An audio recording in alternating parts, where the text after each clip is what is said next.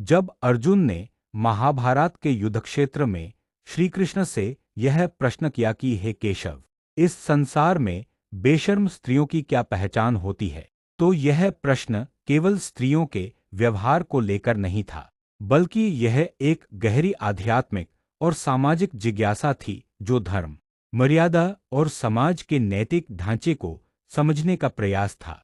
श्री कृष्ण ने मुस्कराकर अर्जुन की ओर देखा और गंभीर स्वर में उत्तर दिया, हे पार्थ, जब कोई स्त्री लज्जा को त्याग देती है, जब वह अपनी स्त्री सुलभ मर्यादा से विमुख होकर केवल रूप, वाणी और शरीर को ही अपनी शक्ति मानकर दूसरों को आकर्षित करने का प्रयास करती है, तभी वह बेशर्मी के मार्ग पर अग्रसर होती है।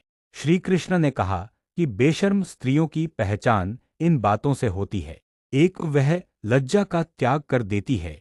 लज्जा नारी का आभूषण होती है, पर जब वह इसे कमजोरी मानने लगे और सार्वजनिक रूप से ऐसा आचरण करे जो उसके परिवार, समाज और आत्मा को ठेस पहुंचाए, तो समझो उसने बेशर्मी की राह पकड़ ली। दो, उनकी वाणी में मधुरता होती है लेकिन उद्देश्य कपटी होता है।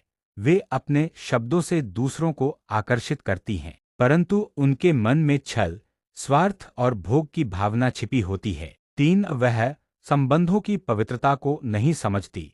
जो स्त्री अपने रिश्तों में स्थिर नहीं रहती, जो एकनिष्ठता का पालन नहीं करती और संबंधों को केवल अपनी सुविधा के अनुसार ढालती है, वह बेशर्मता की राह पर है। चार, वह धर्म और मर्यादा से विमुख होती है। ऐसी स्त्रियां न तो पति, न परिवार, न ही समाज के प्रति अपने कर्तव्यों को समझती हैं।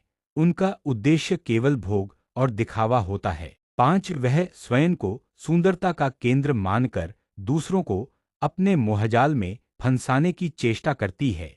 वह सज संवर कर, अंग प्रदर्शन कर समाज का ध्यान आकर्षित करती है, पर आत्मा से रिक्त होती है। लेकिन श्री कृष्ण ने यह भी स्पष्ट किया कि बाह्य वस्त्र, श्रृंगार या बोलने का ढंग ही किसी को बेशर्म नहीं बनाता।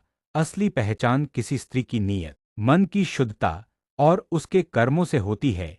जो स्त्री संसार में रहते हुए भी संयम, चरित्र और आत्मगौरव से जीवन जीती है, वही देवी के समान है।